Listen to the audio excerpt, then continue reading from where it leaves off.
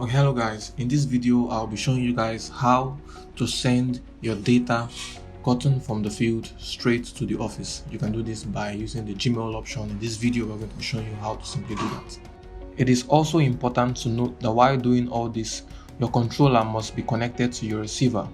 For the purpose of this video, we have only illustrated the steps to be followed using your controller.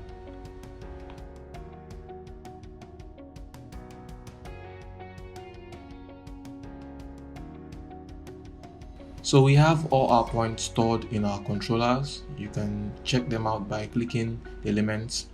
You can see them, all of them, they're stored here. We have all our points, and to simply export them, you click on exports right here. You choose the data format you want to save it in. We use NZE So of course you save it with the file name you want to save it as, and you click OK.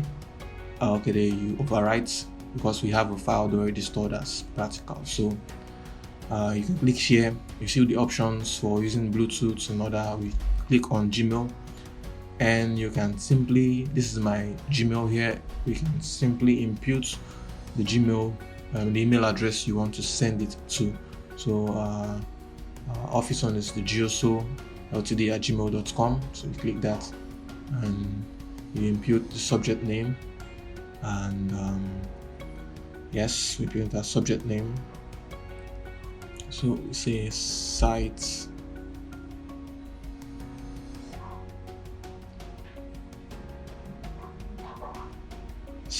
coordinates, yes,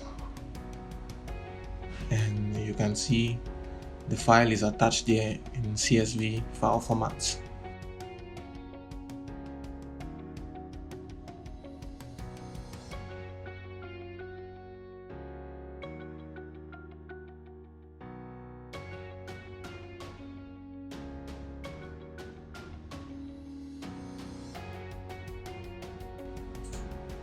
So yeah, I'm just going to add some little notes and descriptions to describe the file we have attached.